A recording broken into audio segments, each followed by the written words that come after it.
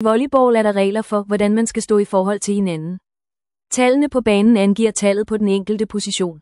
De grønne tal betyder, at spilleren er fremme ved nettet, de røde tal betyder, at spilleren er basspiller. Pilene angiver, hvordan de enkelte positioner skal stå i forhold til hinanden. Eksempel, nummer 1 skal stå til højre for position 6 og længere fra nettet end position 2. Nummer 1 har intet forhold til position 3, 4 eller 5, og må derfor frit stille sig i forhold til disse, så længe reglerne omkring forholdet til position 2 og 6 ikke brydes.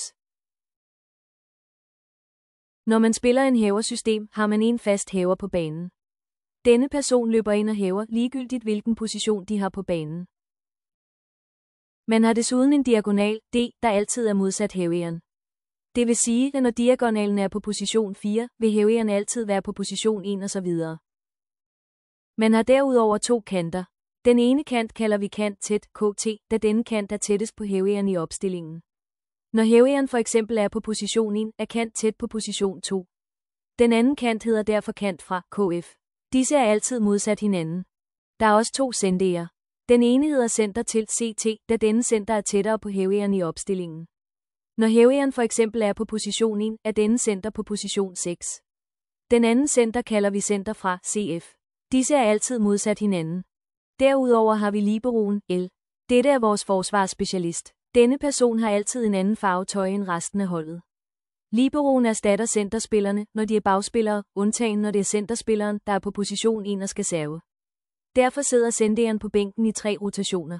Vi stiller os nu i H1, og vi har serven. Denne position hedder H1, da hæveren står på position 1.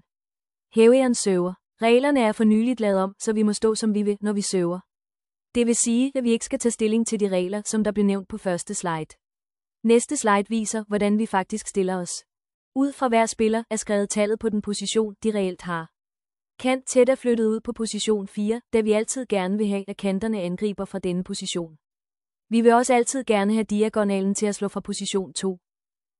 L og KF har også byttet plads, da vi altid gerne vil have liberoen til at spille forsvar fra position 5 og kanten til at spille forsvar fra position 6.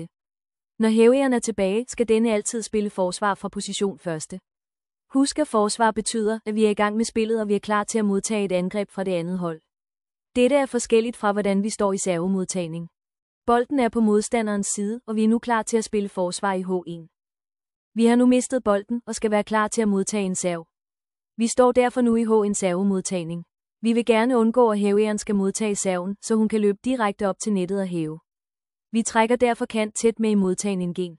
Vær opmærksom på, at H skal stå længere fra nettet end KT, da disse har et forhold til hinanden. Ligeledes skal D stå længere til venstre end CF, og D skal være tættere på nettet end KF. L skal være mellem KF og H. Se første slide. Når serveren har kastet bolden, må man løbe hen på en ny position.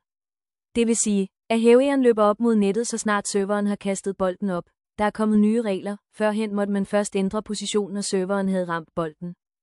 Vi har nu modtaget bolden. Hæveren kan hæve til D, CF eller KT ved nettet. Bemærk, at dette er den eneste rotation, hvor D slår fra position 4 og KT slår fra position 2.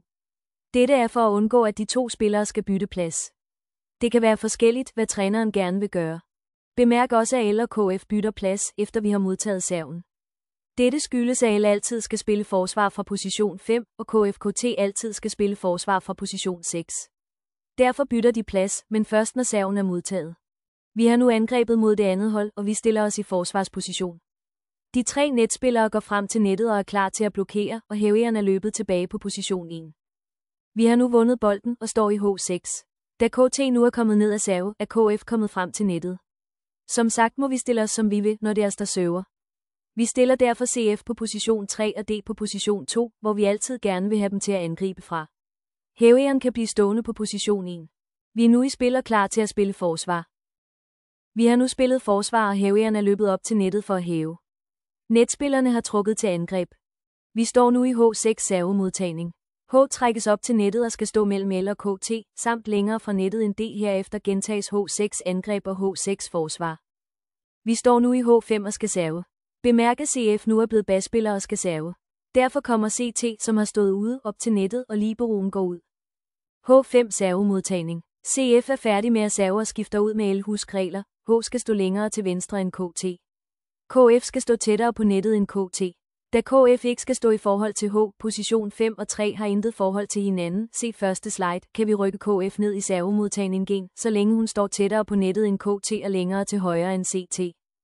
Husk, at når vi skal spille forsvar, skal alle være på position 5 og H på position 1. Vi server og må derfor stå som vi vil. Bemærk, at H nu er kommet frem til nettet, og D er blevet basspiller.